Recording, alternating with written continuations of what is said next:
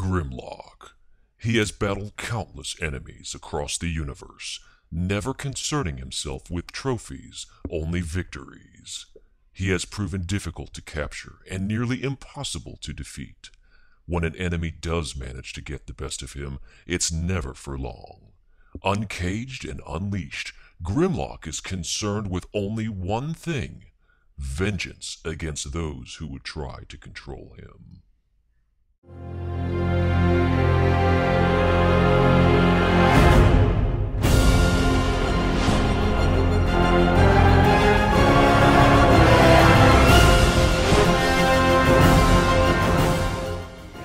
And welcome back, subscribers and non-subscribers. Click a button and you too can subscribe to eBEFOREi video reviews. That's actually the best way that you can help me and support my channel. But that out of the way, welcome back. We're here to review Age of Extinction Transformers Leader Class Grimlock. And look at that face. I mean, even Mrs. Grimlock looks at that face and says, "Not tonight, honey. I have a headache." I mean, I don't know. But this is Leader Class Grimlock. And in my opinion, as I'll show you here in this review, I think this is the best version of movie Grimlock on the market today. Let's take a look at both modes, transform them, and then you can make your own decision. So here's his face. Turn him around. You can see that the teeth look good. They're gray plastic. His mouth does open and close. Inside the mouth, I'm not sure if that's much more than a screw, but it almost looks like that's where the flames would come out if Grimlock is going to shoot flames on you. So very nice detail on the figure. One of the problems I hear frequently is that his profile kind of looks like a duck when he's a dinosaur. And that might be the case if you transform him in this way and kind of lean him back. I see where they're coming from, but there's a shot of the top. There is something that you can do that kind of offset that. But let's keep looking at the figure and then we'll move his legs a bit.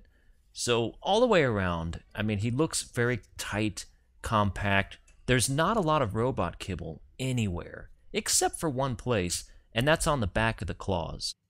I mean, that's full-on robot hands. Look at that. You could twist it to try to hide it a little bit, but overall, there's nothing much that you can do because they're hands, and they're very obviously so. It's a shame that a figure that's this well put together can't figure something out to do with those, but as is, I suppose I'll deal. Now, if you want him to look less like a duck and more like the ferocious T-Rex that he is, just squat him down a bit. Duck is gone. He's no longer a duck. He's a fierce Tyrannosaurus Rex, and he looks awesome. He has little arms, but come on, it's a T-Rex. They had little arms. As we spin him around, you can see that the chrome, the dark plastic, the back, I mean, he stands really firmly, as you can see. I'm hitting the table, and he's not tipping over. He looks fierce, a great-looking dinosaur, and specifically a T-Rex or some other. I'm sure someone will correct me if I'm wrong, if he's something that's other than a T-Rex. But that's the general idea, and I think he looks great. Now, let's put this guy in the mix. This is the Voyager class Grimlock, and as I turn the figures around, you can kind of see them side by side. Let's get the Voyager better in the camera here. There's a big size difference. Voyager Grimlock is a bit more boxy, and Leader Grimlock's a bit more long, and kind of, to me, a bit more fierce looking. Certainly that's subjective, and you may have a different opinion. Love the blue in his eyes. That paint looks great. The legs, really squat him down pretty low. You can tilt him up again, but, you know, that's just, it avoids the whole duck thing. I don't know why. That just bothers me that people thought he looked like a duck. And I started to think he did, until I made him more squat. Now, let's take a look at all the detail. There's lots of intricate detail in this chrome. I mean, a whole bunch. Now, not everybody is big on the chrome, and I get that, but the chrome look, the shiny plastic, as it kind of extends down into the tail, into the bottom gray bit in the back, it just, to me, looks wonderful. Now, looking at the detail underneath, again, no kibble, very little of it other than those hands.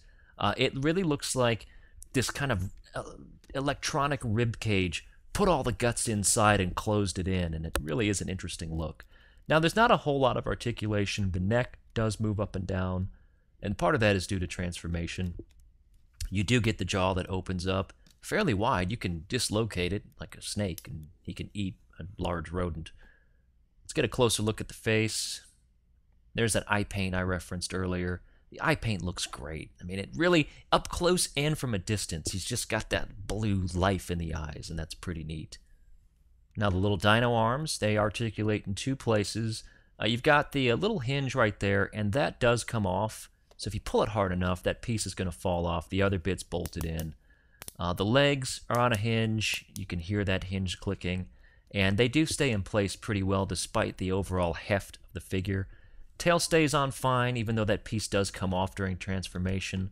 All in all, he's just a spiny, metallic beast of a figure, and really does look quite intimidating. Let's get Grimmy transformed. The first thing you want to do is a bit of a parts former in this way, where you have to take the rear of the tail off. Not big when I have to do that to transform a figure, because it's kind of a big piece. We'll toss that aside, and we'll see whether or not that bothers you or not. Again, that's the look with him without the tail. And we're going to go ahead and finish transformation. Now, there's a lot of chrome in this figure, so you do have to be somewhat careful. And that's kind of a knock in a way, because when you separate this, you really don't want to scrape off that chrome, that vacuum metal look. You want to just get in there and start to separate. And I'm going to tell you, it's not easy. Now, I did a bit of that off camera, but you just want to keep wiggling it. You didn't need to see me doing that, but that's what she said. But you got to just kind of get in there, get your fingers, and pull this apart. Now, for kids, if you're buying this for a small child, this is going to frustrate them, and those pegs are going to break. So keep that in mind. You're going to have to help them out here. But it does come off just fine, and you want to go ahead and start to pull that apart. Then come back to the side, and you have what are the feet of the robot mode. And to get those out of the way, you want to take the rib cage, kind of separate that out like that, and get that out of the way. Do the same thing. You've got these little kind of soft, rubbery plastic bits that are part of that inner spine. You reveal some of the joints here. You can see what become part of the legs, and you want to take the feet themselves, and you're going to want to push them now that you've got this separation on both sides. So again, robot feet, just kind of pull them around like that. Do the same thing on the other side. That'll just give you some clearance to get that stuff out of the way. And then you can continue opening everything up. Now you revealed the torso and what become the legs. And you can kind of see what's supposed to happen from this point forward. Fairly intuitive, but we'll still go step by step. Alright, so you want to take the leg bits, which is all that chrome, and you want to pull it down on both sides. They are tabbed in. So just give it a little bit of a wiggle and pull it down. You can take the dinosaur head, and that's going to come up. You don't have to tab it into place just yet, but just get it out of the way for now. Now let's talk about this foot. This foot can be a pain in your behind. You want to open that up, and here's the thing. You got to get this out so that it rotates inward. Okay, don't rotate it outward, because you're going to want to do this to it. And you don't want to do that at all, because there's a tab that fits in a very specific spot, but you've got to get it twisted on the inside. So here it is flipped on the inside, and then you can pivot that foot so that the pointy toe goes forward. And now you've got a peg that's going to fit real nicely into that slot right there. Now before you do it, make sure the little dino arm is straight up and down. It fits in there real nice. Then take this piece and get it in the slot just like that. Take the little soft rubber bits and point them inward, and you've basically formed the leg. It's not that hard, but the first time you try to mess with that foot, it might drive you a little bit batty. Anyway, go ahead and rotate it. Put the pointy part of the toe on the outside. Got the dark plastic facing out, the chrome on the inside of the leg, and you've formed a complete leg. Do the same exact thing on the other side. If you've got it pointed wrong, put it in the correct way, just like that. Just push it all the way in. And once you get it pushed in, then you take that toe and you kind of wrap the whole thing around. See how frustrating this can be? I promise once you've done it once or twice, it's easy. All right, point the toe up, bring the whole casing around, make sure little dino arm is in there straight. Bring the whole thing down. Insert slot into tab. Bring the rubber bits down, and you form leg number 2. Now let's get the rest of this sumbuck transformed. Zooming in, let's work on the upper half of the body. Alright, so come around to what were the dinosaur legs, and just, you know the fist is already back there. So obviously this is the robot's arms. So you want to just point the fist out and take the dino foot and just push it up against the forearm, and you've formed a dinosaur robot arm. Do the same thing on the other side. Put that up flush against, pull out the fist, turn it if you need to, and you're pretty much done. Just rotate, bend it at the clicky elbow right there, and then just move the fist again so that the hands are in the appropriate position. And if done correctly, you've got the dinosaur claw behind the arm, and it all looks fairly well compact and good, unless you're looking at it from behind. But from the front, it certainly doesn't seem to intrude too much at all. Now you're going to come up to the shoulders and separate. They're on a dual hinge tab, so you want to just take that whole thing and move it to the back and tab it in on the front tab, both sides. We're nearly done here. We're going to come back to the back of the dinosaur. We're going to take what was the beast head, and we're going to move the jaw. It's on a hinge, and we're going to move it down like that and peg chrome into chrome. This makes some people uneasy. It's not that big of a tab, so just kind of push it. It sits right in there quite nicely, and do the same thing on the other side. You don't have a real tight pin here, but it's certainly enough to keep the jaw separated. Now that bit's going to go back into the back there, so when we bring the whole thing up, it's going to slot in and fit back there real snug. Just give it a little push. It doesn't really click per se, but you got it in place right there. And off camera here, you also slide that whole chrome piece down to reveal the head.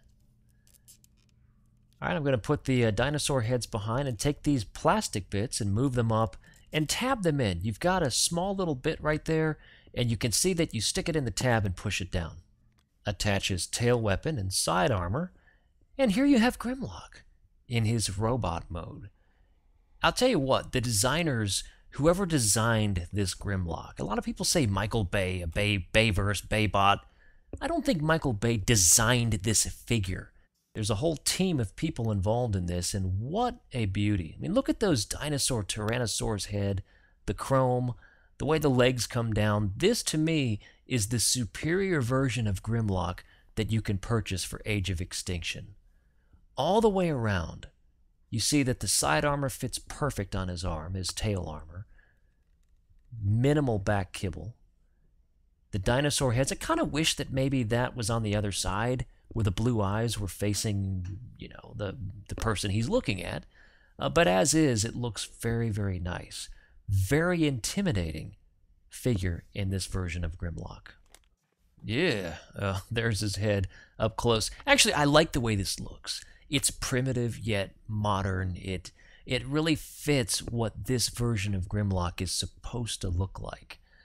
Great blue paint in the eyes, no light piping. Taking a look at the figure all the way around up close. So you've got the chrome, the orange. You don't see the orange in the movie, but I get why they did it. The dark gray plastic, some of the lighter gray accents. This figure really does come together. Now let's compare this guy side by side with the Voyager version of Grimlock. Fraternal twins here. So there the two of them are side by side. The Voyager figure's not a bad bot, don't get me wrong. But to me, when you size them up with the leader class, not just physically in size, but just the way they look together, you can see all the kibble on the back of the Voyager version. I really think that if you can afford the leader class and you can only get one Grimlock, I definitely do recommend the leader class over the Voyager class. Again, the Voyager class is fine, but looking at these two side by side, I think hands down the leader class wins in robot mode. My opinion, form your own. More detail, you can see all the in-plastic molding of just kind of all the different robot bits inside. Decent molding in the leg area. Again, some on the inside. You do have a visible screw there on the inside of the leg. On the back, looks a bit hollow, but the way that it comes together, you don't really notice it. He's got the iron chic boot that you can flatten out, but I do like to tip them up a little bit. I think it gives him a good look. The head is not on a ball joint. He can look left and right, and that's about it. Rest of the articulation, you've got a swivel right there in the arm. Nice ratchet joints there. Right there in the elbow, another ratchet. The fists do swivel. There's no waist articulation, so you're not going to get anything there. The dual on the leg and the thigh. You do get knee bend. The foot does not pivot left to right, but it does go up and down So you do get posability. You could have a little bit more, but as is, you can get some decent looks out of them. There's a look at the tail that we opened up, and that forms this kind of menacing mace. There's the bottom half of that, so you get a good look at what that turns into. And the shoulder armor that was the other side looks good as well. Just for fun, here he is next to Masterpiece Grimlock and third-party Scoria. So that's kind of cool. Let's take a look at my studio. There's some lights, some movies. Ah, the great outdoors. Anyway, this is where I film all of my reviews. Now you know, and knowing's half the battle. Final thoughts on Age of Extinction Leader GRIMLOCK. Again, if you can only afford one, or you only want one, this is the one to get. This to me is the far superior version of any Age of Extinction Grimlock that's available on the shelf today. Now, some people aren't a fan of the chrome, and chrome pegging into chrome over time could cause problems, but if you're real careful with it, I think that this could be a great piece. If you absolutely don't want the chrome at all, stay tuned, because there's a pack coming up soon. I believe it's the Platinum Edition that is, I think, 100% less chrome and a much more scaled down kind of minimal paint scheme, which looks really good. Anyway, that's been my review. Go pick this guy up of Age of Extinction Leader Class Grimlock. Thank you so much for your support and everything you do. I want to tell you about something new real quick. If you get a second, I have a brand new Facebook group where you can log on and just talk about Transformers and non-Transformers. The URL, all you have to do is type in facebook.com/groups/eBEFOREi T-Formers, like Transformers. And this is a great place. There's already, with just minimal people, there's been great discussion so far. So go ahead, go to that URL, click that you want to join. I'll personally approve your membership into my group, as long as you keep it drama-free, talk whatever you want to talk about. Even that, I guess. Thanks again so much for watching. All my reviews are at youtube.com/eBEFOREiNet, Facebook eBEFOREi, and Twitter @eBEFOREiNet. Thanks again, have a great night or day, and we'll see you again real soon.